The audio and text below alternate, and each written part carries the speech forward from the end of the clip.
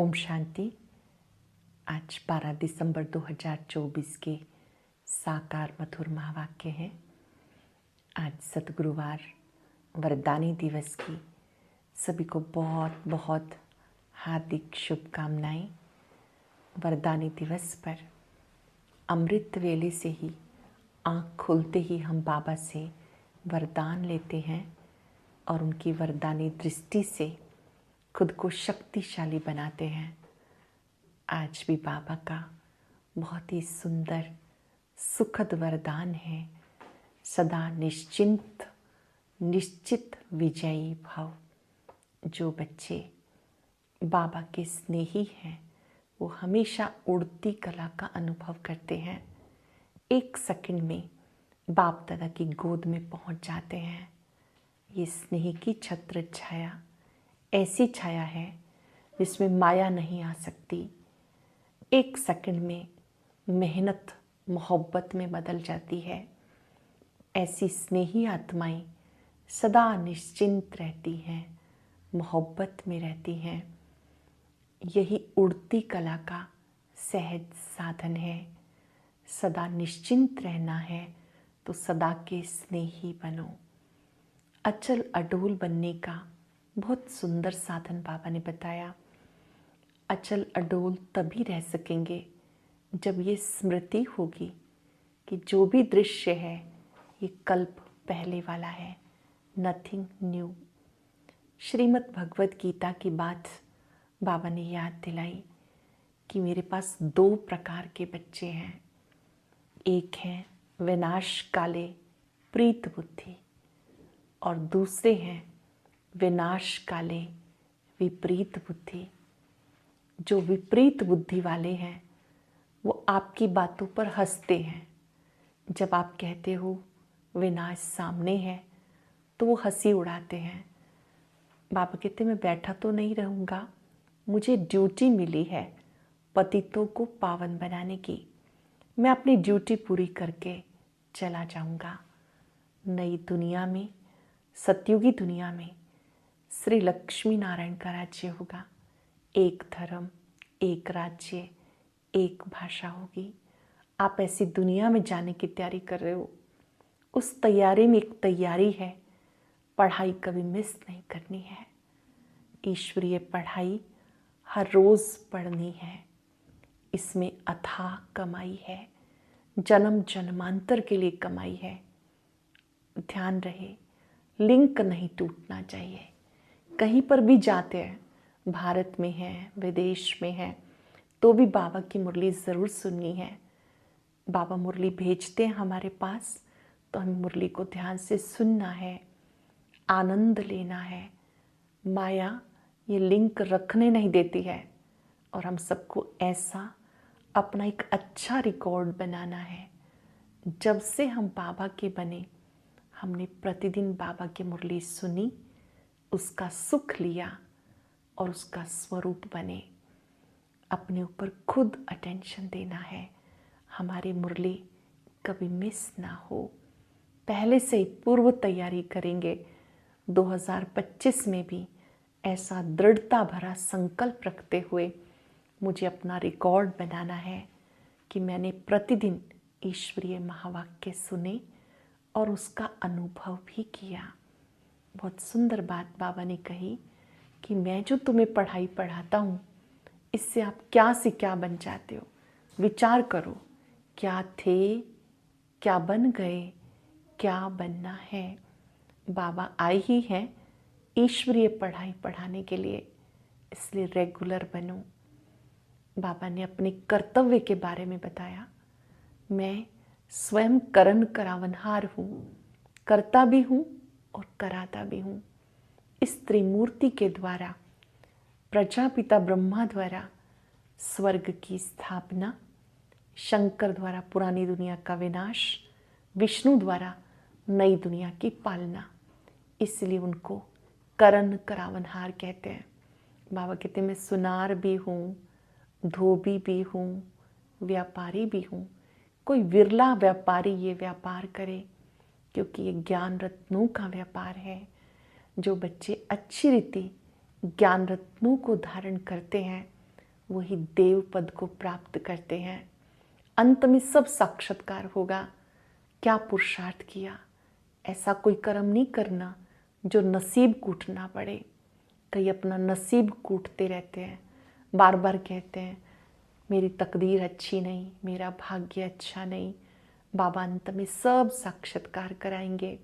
बाबा कहते उस समय तो कुछ कर नहीं सकेंगे, वो जो करना है अभी करना है, और वो है पढ़ाई पर, योग पर, श्रीमत पर पूरा पूरा अटेंशन देना। याद दिलाया बाबा ने, जब तुम बच्चे देवी देवता थे तो कितने गुणवान थे। अभी आपको 21 जन्मों के लिए लॉटरी मिलती है तो कितनी खुशी होनी चाहिए। ये खुशी कभी कम ना हो। आज हम सब चलते फिरते इस स्मृति में रहेंगे। स्वयं भगवान ने मुझे वरदान दिया है, मैं सदा निश्चिंत आत्मा हूँ, निश्चित विजयी हूँ, मेरी जीत निश्चित है। जो भी आत्माएं मिले उन्हें भी सदा परमात्म स्नेही बनने का संकल्प से वरदान देना है, और ध्यान रखना है हमारी पढ़ाई कभी मिस ना हो। हर रोज़ मुरली जरूर सुननी है। सुनते हैं बाबा के मधुर बोल। ओम शांति, ओम शांति, ओम शांति। Good morning. बाबा कहते, मीठे बच्चे, ये पढ़ाई तो बाप पढ़ाते हैं, इसमें अथाह कमाई है, इसलिए पढ़ाई अच्छी रीति पढ़ते रहो, लिंक कभी ना टूटे। प्रश्न है, जो त्रिकालदर्शी विपरीत बुद्धि हैं उन्हें तुम्हारी किस बात पर हंसी आती है? तुम बच्चे जब कहते हो विनाश काल नज़दीक है तो उन्हें हंसी आती। तुम जानते हो कि बाप जहाँ बैठे तो नहीं रहेंगे, बाप की ड्यूटी है पाउंड बनाना। जब पाउंड बन जाएंगे तो पुरानी दुनिया विनाश हो जाएगी, फिर नहीं आएगी। ये लड़ाई है ही विनाश के लिए। तुम देवता बनते हो तो इस कलयुगी सृष्टि पर आ नहीं सकते। देवताओं के पैर इस धरती पर कलयुगी सृष्टि पर आ नहीं सकते। रूहानी बाप बैठ रूहानी बच्चों को समझाते हैं। बच्चे समझते हैं हम बहुत बेसमझ बन गए थे, माया राव ने बेसमझ बना दिया था। ये भी बच्चे समझते हैं कि बाप को भी ज़रूर आना ही है जब नई सृष्टि की स्थापना होनी है। त्रिमूर्ति का चित्र भी है, ब्रह्मा द्वारा स्थापना, विष्णु द्वारा पालना, शंकर द्वारा विनाश। क्योंकि करण करावनहार तो एक बाप है ना, एक ही है जो करता है और कराता है, इसलिए उसे करण करावनहार कहा जाता है। ब्रह्मा द्वारा नई सृष्टि की स्थापना कराते हैं। ये भी बच्चे जानते हैं हमारी जो नई दुनिया इस समय स्थापन हो रही है उसका नाम देवी देवताओं की दुनिया है। सतयुग में भी देवी देवता होंगे, किसी और को देवी देवता नहीं कहा जाता है। एक देवी देवता धर्म, उस समय दूसरा कोई धर्म भी नहीं। अब तुम बच्चे स्मृति में आयो कि बराबर हम ही देवी देवता थे। निशानियाँ भी हैं, इस्लामी, बौद्धिक, क्रिश्चन आदि सबके अपने अपने निशानी है। हमारा जब राज्य था तो उस समय कोई भी दूसरा धर्म नहीं था। अब फिर सभी धर्म हैं पर हमारा देवता धर्म नहीं है। गीता में अक्षर बड़े अच्छे अच्छे हैं परंतु कोई समझ नहीं सकते। बाप कहते मीठे बच्चे, विनाश काले विपरीत बुद्धि विनश्यन्ति। विनाश को इस समय होना ही है। बाप आते हैं इस पुरुषोत्तम संगम युग पर जब चेंज होती है धरती। बाप तुम बच्चों को कहते, बाप आते हैं संगम युग पर जब चेंज होती। बाप तुम बच्चों के बदले में सब कुछ नया देते हैं। वह सुनार भी है, धोबी भी है, बड़ा व्यापारी भी है। बिरला ही कोई व्यापार बाप से करता है। इस व्यापार में तो अथाह फायदा है। पढ़ाई में बहुत फ़ायदा होता है। महिमा भी की जाती पढ़ाई की। वो पढ़ाई तो जन्म जन्मांतर के लिए कमाई है। तो ऐसी पढ़ाई अच्छी रीति पढ़नी चाहिए ना, जिससे हमारी अथाह कमाई हो। और पढ़ाई भी बड़ी सहज है। सिर्फ 1 हफ्ता समझ कर फिर काम भी जाएंगे तो तुम्हारे पास पढ़ाई आती रहेगी, अर्थात मुरली मिलती रहेगी। तो फिर कभी लिंक नहीं टूटेगी। ये आत्माओं की परमात्मा के साथ लिंक। गीता में भी अक्षर हैं, विनाश काले विपरीत बुद्धि विनश्यन्ति, प्रीत बुद्धि विजयन्ति। तुम जानते हो इस समय मनुष्यों के आपस में लड़ाई झगड़ा बहुत चलता है। आपस में एक दूसरे को मारते रहते। इन जैसा क्रोध और विकार कोई होता नहीं। ये भी गायन है। द्रौपदी ने पुकारा कि बचाओ बचाओ। बाबा ने कहा तुम सब इस समय द्रौपदियाँ हो। भगवान उवाच, बाप कहते बच्चे अब विकार में नहीं जाओ, मैं तुम्हें स्वर्ग में ले चलता हूँ। तुम सिर्फ मुझे याद करो। अविनाश काल है ना, किसकी भी सुनते नहीं, लड़ते झगड़ते रहते। कहते हैं शांत रहो, परंतु शांत रहते नहीं। अपने बच्चों आदि से बिछड़कर लड़ाई के मैदान में जाते हैं। कितने मनुष्य मरते रहते। मनुष्य की कोई वैल्यू नहीं। अगर वैल्यूएबल है, महिमा है, तो इन देवी देवताओं की है। अब तुम ये बनने का पुरुषार्थ कर रहे हो। तुम्हारी महिमा वास्तव में इन देवताओं से भी जास्ती है। क्यों कि तुम्हें अभी स्वयं बाप पढ़ा रहे हैं। कितनी ऊंची पढ़ाई है।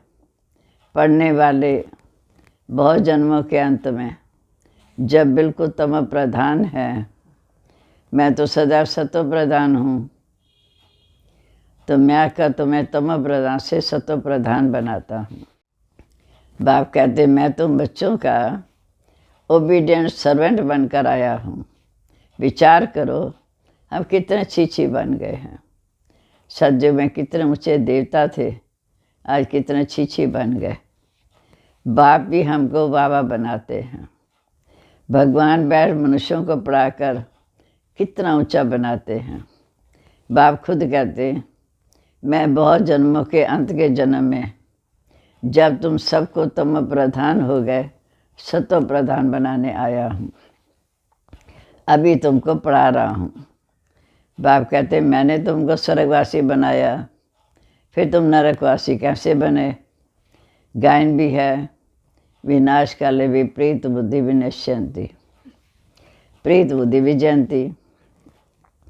फिर जितना जितना प्रीत बुद्धि होंगे, अर्थात बहुत याद करेंगे, उतना तुम्हारा फ़ायदा ही फ़ायदा है।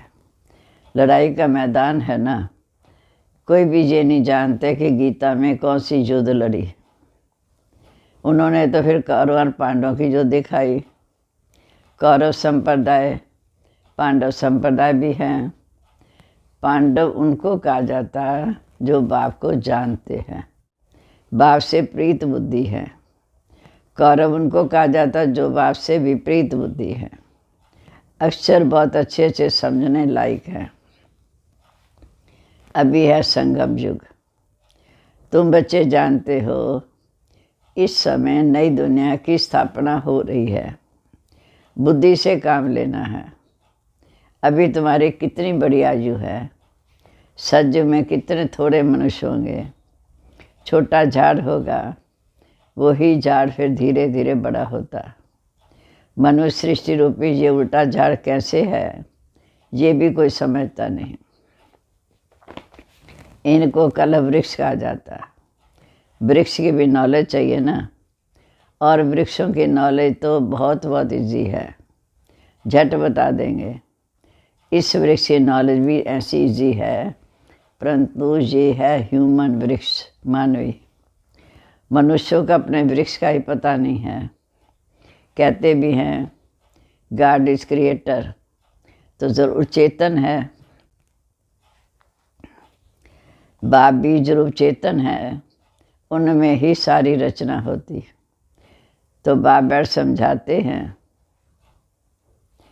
और झाड़ों को तो अच्छी रीति जानते हैं कि झाड़ का बीज अगर चेतन होता तो बताता, परंतु वह तो जड़।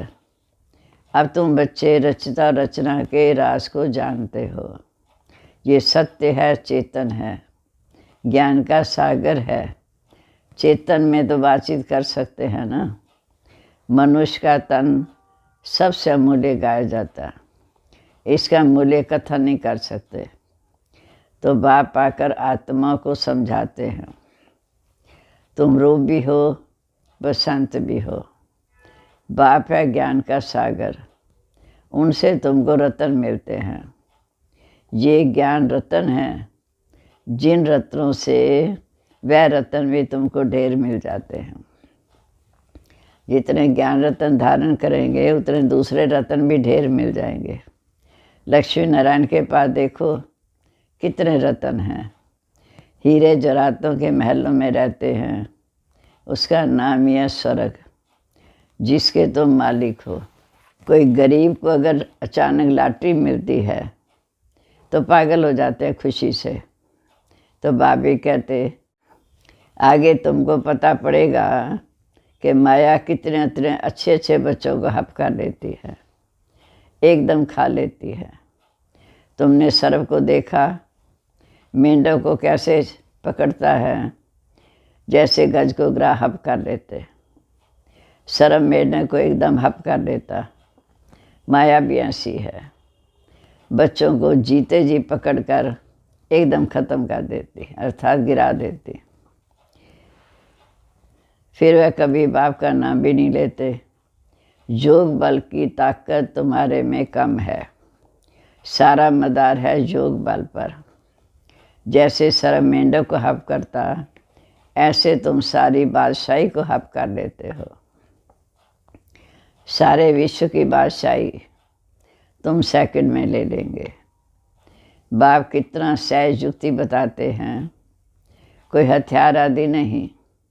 बाप ज्ञान और योग के अस्त्र शस्त्र देते हैं, उन्होंने फिर स्थूल हथियार आदि दे दिए हैं। तुम बच्चे इस समय कहते हो हम क्या थे, क्या से क्या बन गए। फिर बाबा कहते जो चाहो सो कहो, तुम ऐसे थे ज़रूर। सतयुग में विश्व के मालिक थे ज़रूर। भले तो मनुष्य हैं, परंतु गुण और अवगुण होते हैं। देवताओं में दैवी गुण होते हैं, मनुष्यों में अवगुण होते हैं। इसलिए देवताओं की महिमा गाते हैं कि आप सर्वगुण संपन्न, 16 कला संपूर्ण निर्विकारी हो। हम मुझ निर्गुण हरे में कोई गुण नहीं। इस समय सारी दुनिया निर्गुण है, अर्थात उनमें एक भी देवताई गुण नहीं है।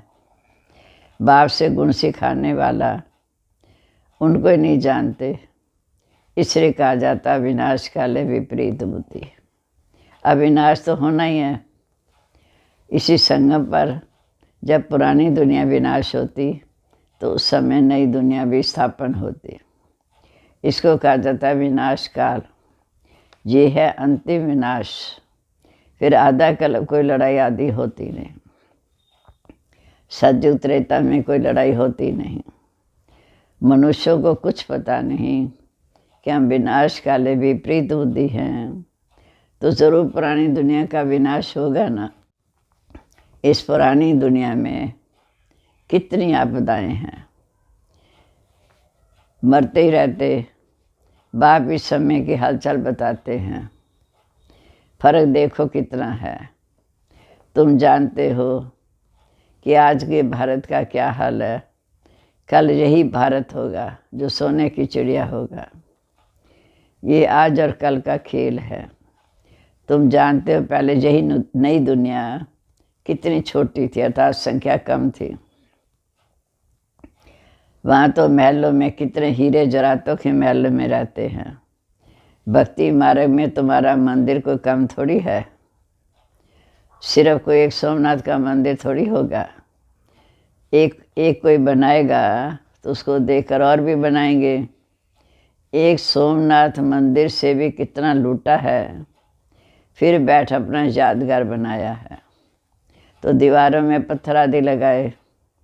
इन पत्थरों की उस समय क्या वैल्यू होगी। इतने छोटे से हीरे का भी कितना दाम है। आज इतने छोटे हीरे का भी कितना दाम है।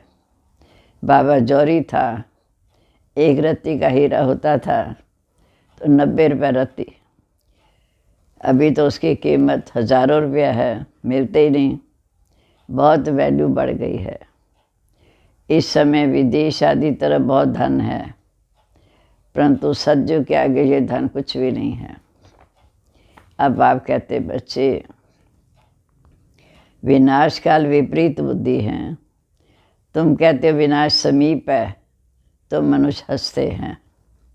बाप कहते मैं कितना समय बैठा रहूँगा, मुझे यहाँ कोई मज़ा नहीं है। अब तुम समझते हो लाखों वर्ष की बात तो कोई हो ना सके। ये लड़ाई है ही विनाश की। उस तरह तो बहुत आराम से मरेंगे, कोई तकलीफ़ नहीं होगी विदेश में, क्योंकि वहाँ तो बम से मौत होगा। हॉस्पिटल आदि भी नहीं होंगे। कौन बेड सेवा करेगा। वहाँ तो ये रस्म ही नहीं। उन्हों की मौत सहज होती है। यहाँ तो दुखी होकर मरते हैं, क्योंकि यहाँ सिविल वार है। क्योंकि तुमने बहुत सुख उठाया तो दुख भी तुमको देखना है। खून की नदियाँ भी यहाँ भारत में बहेंगी।